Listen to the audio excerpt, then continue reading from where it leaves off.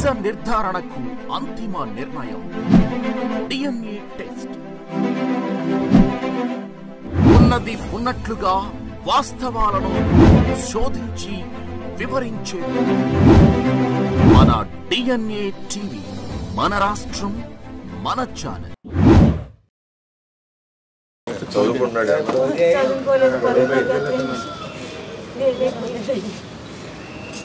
అమ్మాయి 10వ తరగతి చదువుతుంది. నేను మీరు వస్తున్నారు, మీరు సాయం చేశారండి. అమ్మాయి బాబుకి ఇచ్చారు సార్, మిషన్ ఇచ్చారు సార్, మీరు మిషన్ ఇచ్చారండి, కుట్టు మిషన్ ఇచ్చారండి మా అమ్మాయికి.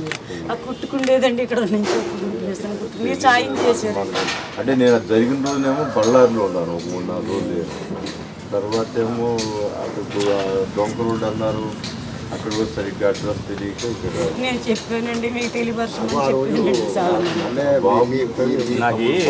ఫోన్ చేసి చెప్పారు మీరు లేరు చెప్తున్నావా ఏడుస్తున్నారు. విన్నాను కొంచెం ఈ చెడు కాటికి అలవాటు పడమాకు. పిల్లల్ని పాడు చేస్తున్నారు జనాలు, వాళ్ళ గంజాయిలు ఇచ్చి అంటే గంజాయిలు ఇస్తున్నారమ్మా రాజకీయ నాయకులు పిల్లలకి. గంజాయి వెచ్చలు విడిగా ఎక్కడ దొరుకుతుంది? ముందు తాగే వాళ్ళకంటే ఇచ్చిన వాడిని ఇచ్చినట్టు పట్టుకోవాలి కమ్మా.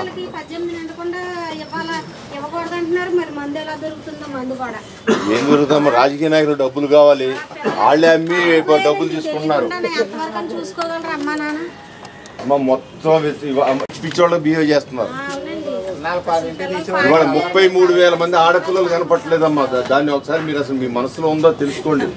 33,000 మంది ఆడపిల్లలు, అందరూ తల్లిదండ్రులే కదా మనం. మన పిల్లలందరూ ఆడపిల్లలు ఉంటారు, మగపిల్లలు ఉంటారు కదా.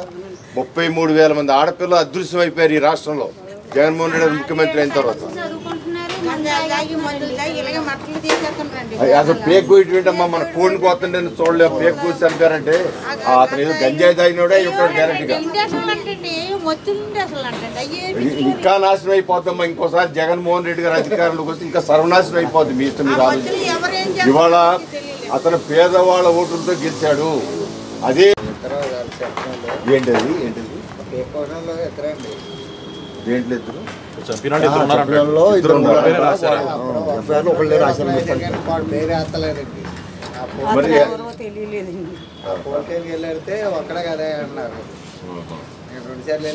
అతను కొట్టుంటారని చెప్తాడు. ఇద్దరుంటే చెప్తాడు. చెప్తారండి. ఇప్పుడు అక్కడ ఇంటికాల కూడా చెప్తారండి. ముసుగులు వేసుకొని వచ్చేవాళ్ళు ఆడాలనుకున్నాం.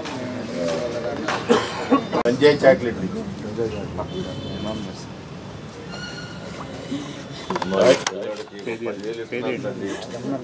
వాడి పిల్లలకి నాకు మిషన్ కూడా మన దగ్గర తీసుకుందంటే బాగుందా సార్?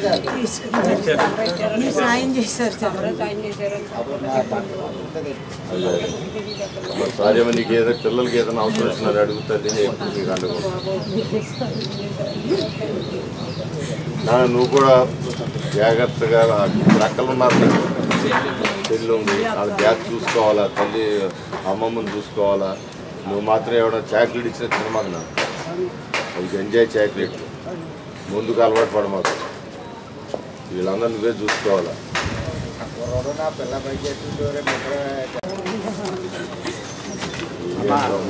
సైకిల్ జగన్మోహన్ రెడ్డికి ఇచ్చినాడు కదా, మరి కారు ఇచ్చాడు సైకిల్ ఎత్తుకోడు.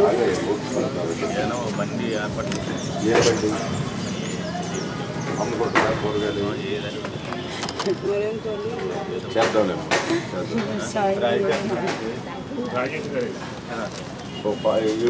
కూరగాయలు బండి మొదలై చెప్పండి. చెప్పండి, ఇక్కడే ఉంటాడు. చెప్పండి చెప్పండి. డబ్బులు తెప్పేశాడు. ఒక్కొక్క ఇంటి మీద 3,76,000 తీసుకున్నాడు. మీరు ఎంత తీసుకున్నాడు? 3,14,130 తీసుకున్నాడు నీ పేరు మీద. మీకే ఇళ్ళు ఇస్తానని వచ్చి సంతకాలు పెట్టుకున్నాడు.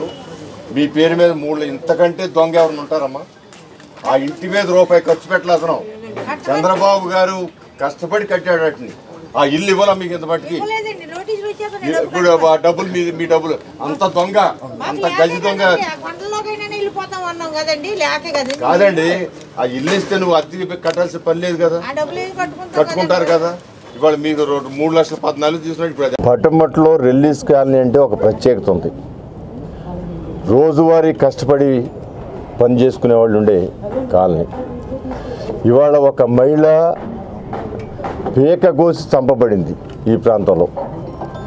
పేక కొయ్యటం అంటే, మనిషి బ్రతికుండగా పేక కొయ్యటం అంటే ఎంత బాధాకరం ఒకసారి ఆలోచన చేయాల్సిన అవసరం. అది ఒక ఎత్తు అయితే, పేదవాళ్ళు ఏ విధంగా మోసగించబడతా ఉన్నారనే దానికి ఇక్కడ ఇద్దరు, మేము బ్యాంకులో ఒక్కొక్కళ్ళు 3,25,000 అప్పు ఉన్నట్టుగా మాకు కాగితాలు వచ్చినాయండి, మాకు అర్థం కావట్లేదని చెప్పి పోతా ఉన్నారు.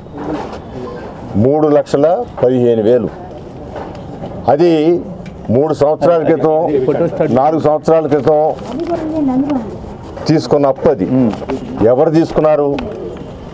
టిడ్కో ఇళ్ళు నారా చంద్రబాబు నాయుడు గారు ముఖ్యమంత్రిగా ఉండగా దాని 95% దానికి అయ్యే ఖర్చు అంతా కూడా ఆయన పెట్టి ఇల్లు కడితే, ఈ ముఖ్యమంత్రి గారు ఆ 5% పూర్తి చేసి వీళ్ళకి ఇల్లు ఇవ్వాల్సింది పోయి ఆయన ఏం చేశాడంటే జగన్మోహన్ రెడ్డి గారు, వీళ్ళ చేత మీకు ఇల్లు ఇస్తుంది, మీకు ఇల్లు వచ్చినాయి, మా దగ్గరకు సంతకాలు పెట్టండి అని చెప్పి సంతకాలు పెట్టించి, ఈ రోజున ఆ సంతకాలని ఆయన లోన్లు తీసుకోవడానికి, అప్పులు తీసుకోవడానికి వాడి ఒక్కొక్కళ్ళ మీద 3,25,000 అప్పు తీసుకుని ఆయన ఎంజాయ్ చేస్తూ ఉన్నారు.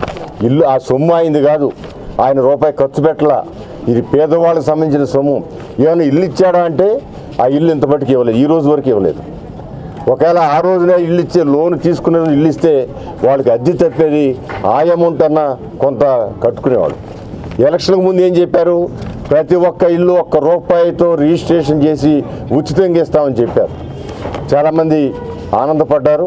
ఆ ఉచితంగా ఇస్తారని చెప్పి ఆయనకి 151 సీట్లు ఇవ్వటం జరిగింది.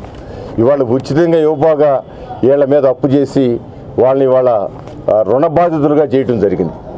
ఇవాళ ఈ విధంగానే ఎవరిల్లు రిజిస్ట్రేషన్ చేసినా డాక్యుమెంట్ మా దగ్గరే ఉంటుందని ప్రభుత్వం చెబుతూ ఉందంటే, ఏ విధంగా వీళ్ళ చేత ఇళ్ళు సంతకాలు పెట్టించుకుని ఇళ్ళు అన్నీ తీసుకెళ్ళి తాకట్టు పెట్టి అప్పులు తెచ్చి అప్పులు ఇష్టానుసారంగా వాడుకుంటా ఉన్నాడు. అదేవిధంగా ఇవాళ ఈ రాష్ట్రంలో ఉన్న ప్రతి ఒక్కళ్ళ ఆస్తులు కూడా ఆయన చేతుల్లో పెట్టుకుని అవి అప్పులు తెచ్చుకొని ఆయన అక్రమ సంపాదన కోసం ఇవాళ 11 లక్షల కోట్లు అప్పులు తెస్తే దాంట్లో 4-5 లక్షల కోట్లు లెక్కలే లేవు.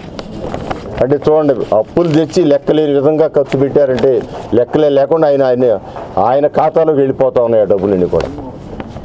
ఇలాంటి దురదృష్టకరమైన ముఖ్యమంత్రి ఈరోజు ఉండడం జరిగింది. ఇవాళ ముక్త కంఠంతో ప్రతి ఒక్కళ్ళు చెబుతున్నారు, ఈసారి జగన్మోహన్ రెడ్డికి ఓటేసే పరిస్థితే లేదు, ఇలాంటి దొంగకు మేము ఓటేయమని చెబుతూ ఉన్నారు. సో ఇవాళ పేదవాళ్ళ ఓటులతో గెలిచిన జగన్మోహన్ రెడ్డి పేదవాళ్ళని ప్రాణాలు తీసే స్థితికి వచ్చారు. ఇవాళ మద్యం దాకా 5 లక్షల మంది చచ్చిపోయారు, 33,000 మంది ఆడపిల్లలు అదృశ్యం అయిపోయారంటే ఇంతకంటే దురదృష్టం ఈ రాష్ట్రంలో ఎక్కడా కూడా లేదు. దీన్ని మేము ప్రతి ఒక్కరికి కూడా చైతన్యపరిచి, ఇతను చేస్తున్న దొంగతనాలు, ఇతను చేస్తున్న ప్రజల ఆస్తిని అప్పుగా పెట్టి బ్యాంకుల్లో తాకట్టు పెట్టి డబ్బులు తీసుకుని విధానం, వీళ్ళని ఒక్కొక్కళ్ళు ఇవాళ 3 లక్షల రూపాయలు అప్పు తీసుకోవటం అంటే సుమారు 6-7 లక్షలు కడితే కానీ వాళ్ళ అప్పు తీరదు. వాళ్ళకి ఇల్లు లేదు, అప్పు తీరని పరిస్థితి ఉంది. ఆ విధంగా ప్రజలందరూ కూడా అయోమయ పరిస్థితులు పెట్టిన జగన్మోహన్ రెడ్డి దిగిపోవాల్సిన ఆవశ్యకత, దించాల్సిన ఆవశ్యకత ప్రజలకి ఉందని మీ ద్వారా ప్రజలందరూ కూడా నేను తెలియజేస్తున్నాను.